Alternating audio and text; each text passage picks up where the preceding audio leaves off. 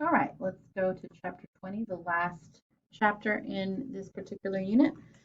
Instrumental music in the Renaissance is what we're going to be briefly talking about. Not going to spend much time on this. Actually, we'll introduce it a little bit into the Middle Ages and the Renaissance, but we haven't talked much about instrumental music because it really was not something that was majorly popular, focused on. Remember, the music that was being written down would have been from the church because that was what was notated. Was that was who was educated musically, was the monks and nuns in the church.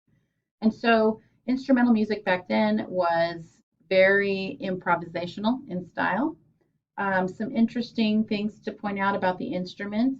You would have soft instruments or bass, which were used indoors, things like the recorder, the lute, or something called the rebec, which is the bowed string. And then you'd have loud or haut instruments. So bass and haut. Bass is indoor, haut or loud is outdoor. So the loud instruments would be things that you might think of like a brass band now, but they didn't have this, traditional instruments like we have now, but they might have something called a shawm, a sackbut, a cornetto. They did have trumpets, but they were used for special occasions. They did have percussion. And so these would have been used for outdoor celebrations. Some of these instruments have some origination from the Middle East. You can see some depictions here of some of the outdoor or the haut instruments, the shawm, the cornetto, the sackbut. Okay, so this would have been a city wind band.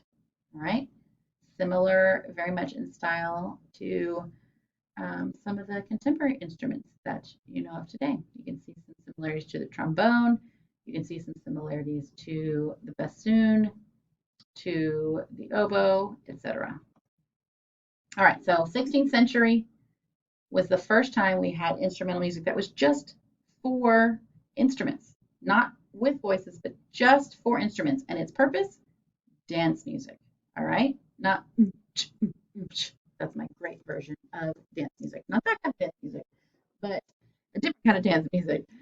They would publish books of dances. This was favorite pastimes. If you watched any, I don't know, BBC type series, you'll picture these, people coming together for a ball with these fancy dresses, and then they would have a band there and they would dance. And they knew how to do these dances. It wasn't freestyle dancing, but they were all very um, written, precise movements.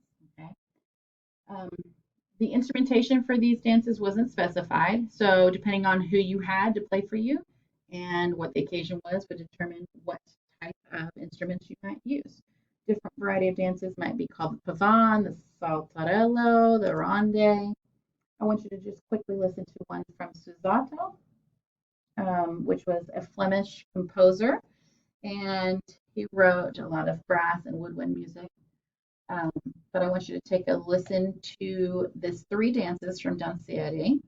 Um, it's in binary form. We haven't talked much about that, but binary form means you're going to have two sections, A section repeated, and then the B section repeated. Each section is going to be repeated. When they repeat, a lot of times they'll do some more improvisation or adding some embellishments to it. All right, so give a little listen to what this lively dance music would have sounded like. It's going to be in duple meter. It's going to have nice harmonies, homophonic in texture, and typically at the final chord, the players would bow to each other. There's the listening guide. You can follow along with that. Thank you.